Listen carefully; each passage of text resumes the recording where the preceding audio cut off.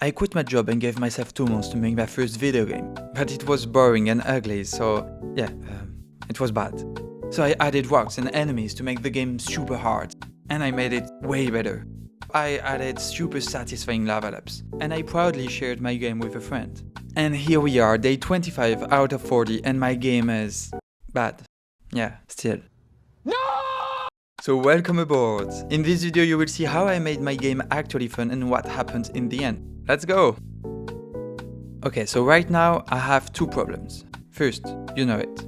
Then, I have 5 days to fix it. Why? Because it's Christmas, I will be gathering with my whole family and they will all be asking me about my projects. And I cannot tell them that after a whole month I have nothing for them to test.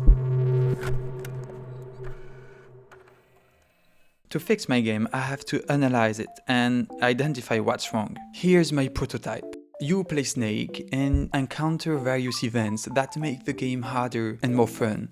When you die, you earn money and you can upgrade your game. So, in other words, you play, you upgrade, and then you replay because you feel progression. And as long as both parts are fun, my game is an infinite loop. I worked a lot on the controls, and it is really satisfying to control Snake. And even with the few events you encounter, the game is actually already fun to play. But there is no fun in replaying it. And that I don't understand, because replaying it is the whole concept of the game. I have upgrades, so you should feel progression. Yeah, what's wrong with my game? I could divide my game into levels. You beat level 1, and then you reach level 2. Easy. But it was a bit like hiding a bad design behind another layer of design. I knew it wasn't the solution, but what? What could I do? I had 5 days left and I was feeling stuck. And then, my girlfriend wanted to help me. She installed random popular games from the App Store. And that's what unlocked everything. But I have to admit, I should have done that. Loser! You're a loser! Are you feeling sorry for yourself? Well, you should be, cause you... So, she played a game named Epic Plane Evolution. You have a plane that you launch into the air, you try to go as far as possible, and when you die, you earn coins. Then, when going back to main menu, first you're likely to watch an ad. Bon, ce niveau il a l'air simple, éliminer les ennemis ça va être facile. Hein. Regardez les tout premiers là, ils arrivent. Voilà. Ah, ils en veulent encore, ils sont gourmands, ils reviennent là. Then, you can use your coins to upgrade your game. Does my game has the same flow? Yeah, it does! But not exactly. Their upgrade system is way better, and I can learn from them. Okay, so now there is hope, and I have 4 days to fix my game. So you know, after that I will prepare the release, so... This is the final update. I used 200% of my brain while playing those no-brain games, and after hours of playing and then watching ads again and again, I found it, I found the solution. Put ads everywhere! No, not that one. I noticed I have 3 major problems with my upgrade system. First, they are hard to find, hidden behind a small button on the main screen. In those games you have upgrades directly on the main menu.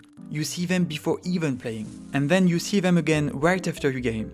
The second problem is that the upgrades are not frequent enough. You can only buy the upgrades like 5 times maximum. And because of that, I make them hard to unlock, making you feel even less progression. Yeah, I know, I'm stupid. And final problem, my upgrades are not rewarding enough. Look what happens when we buy them. Nothing happens. The only thing you hear is me editing this video. And when you go back to the game, you barely notice any change. Okay, we have 3 problems. What now? Well, I have 3 solutions. So upgrades are hidden. Okay, no problem. We had 3 screens. The game screen, the menu screen, and the upgrade screen. Now we only have 1. Upgrades are not frequent enough? Okay, let's make upgrades we can level up many times. In those games you can upgrade 3 things. Starter, character, income.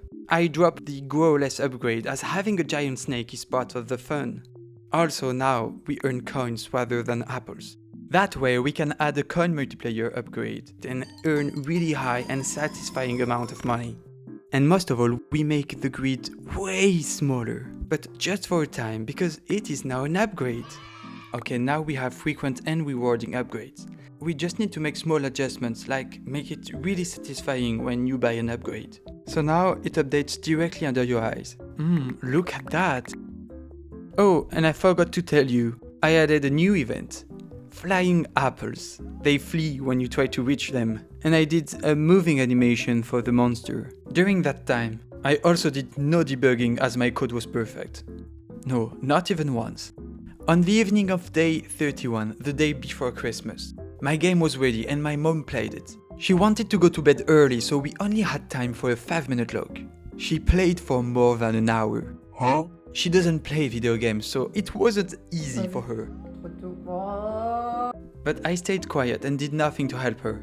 I really wanted to see what was lacking in my game. This is key for getting an unbiased user test. But let's go back to our cute little snake. On Christmas Day, I watched the rest of my family play the game. I thought they would play for a few minutes. They played for hours. They even broke it and scored more than the theoretical maximum, a score even I had never reached. And they were all bragging about their scores, trying to beat each other. 24 hours later, some of them had played for more than 3 hours.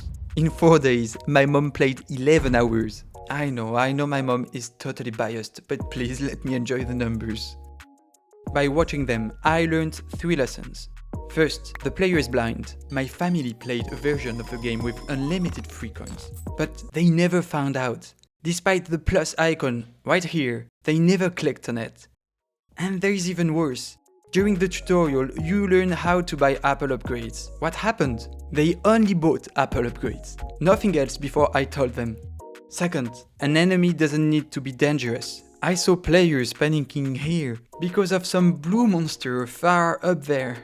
Third, tutorial is key. What's obvious to you is not to the players. They tried to lead the snake with their fingers, then to swipe directly on the snake. It was so painful to watch. They also gave me so much feedback and so many ideas. From, hey, can you make a speedrun mode? To, I would like the snake to be in space with stars and... I wrote down everything and took some rest. After seeing such high retention, I decided to give myself 10 more days to polish the game with a release on day 50. But that's for another video. Thanks again for watching this video. You can like and subscribe if you liked it and share your feedback in the comment section. Au revoir.